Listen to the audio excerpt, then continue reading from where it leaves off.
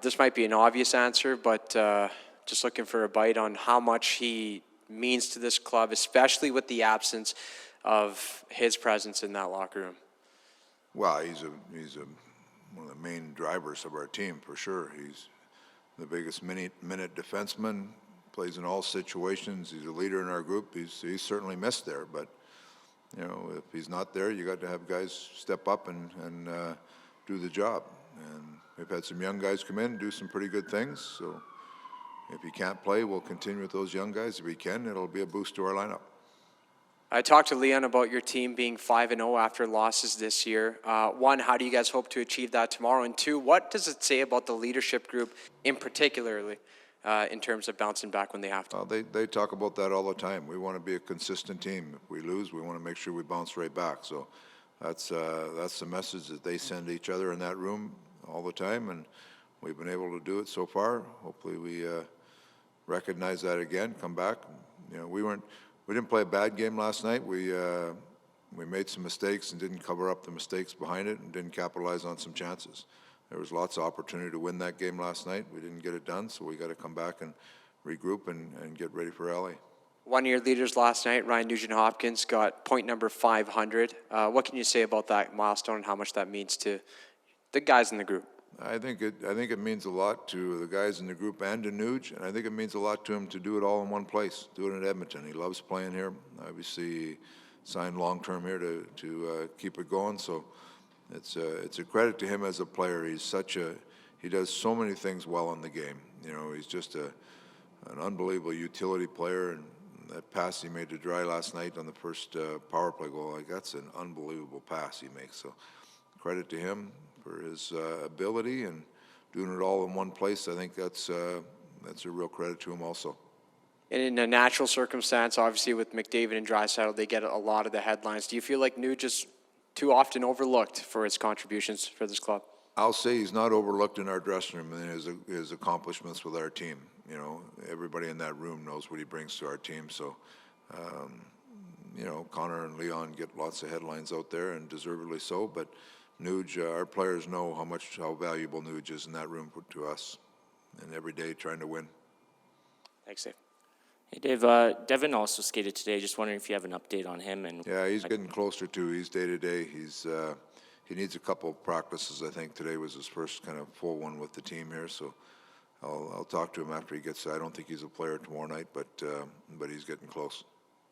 And obviously the team is doing very well at home and still doing okay on the road as well. But have you been able to put your finger on the biggest adjustment or difference between a road game versus a home game?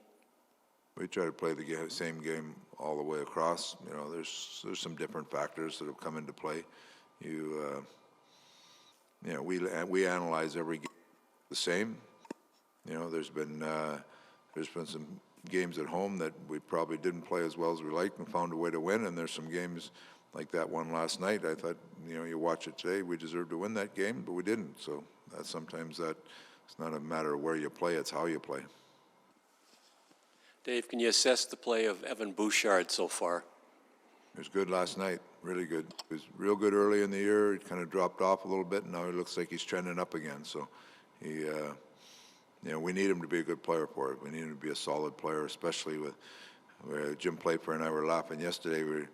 Jimmy looks down at him, and we feel like he's a veteran player now on that group. So it's, you know, he went from a young player to a veteran player, relied on real quick with the injuries we have. So he was a good player for us last night. So it's the defensive part with him still that if anything needs work, it's not.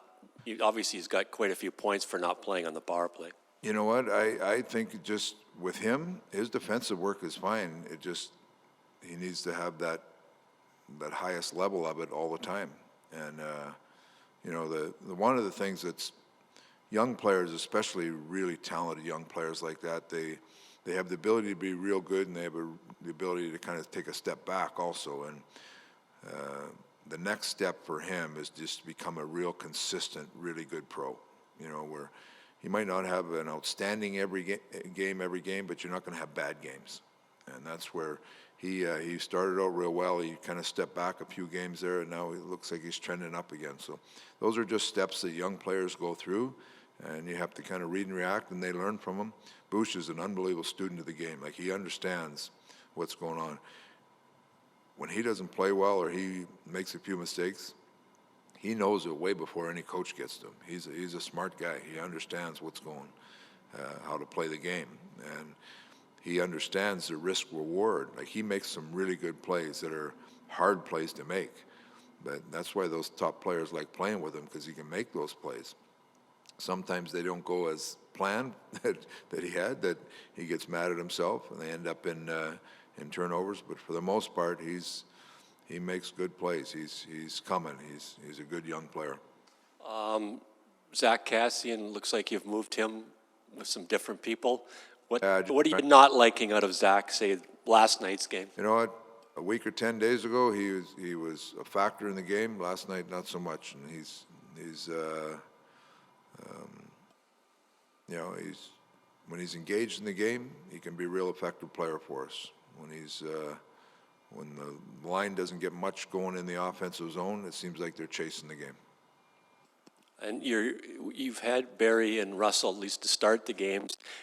Do you want to play one veteran with a young player? We're just, again, sometimes the game dictates where we are with the injuries. We're still finding out a lot about young players, so you put them in certain situations, and as you go, you start to find out a little more about them, so you become more comfortable with them. So it's, we'll see where it goes tomorrow night. And your third line is not giving you very much offensively. Is that a concern? Yeah, I mean, it's a concern. We're looking for some balance there, for sure. For me, that early in the year, they played well because they had a impact on the game, physical impact on the game. They were getting pucks around the net. Hasn't happened as much lately, so we'll continue to tinker with that. Thanks. Dave, I have just a slightly different topic, if you don't mind. I have an interview coming up with a gentleman named Leroy Johnson, who is involved in the Viking Cup. Yeah. You played, I think, in the first ever edition of the Viking Cup. I hope you don't mind me asking if you remember anything. Yeah, I talked to Leroy about, he just wrote a book, I think. Yes.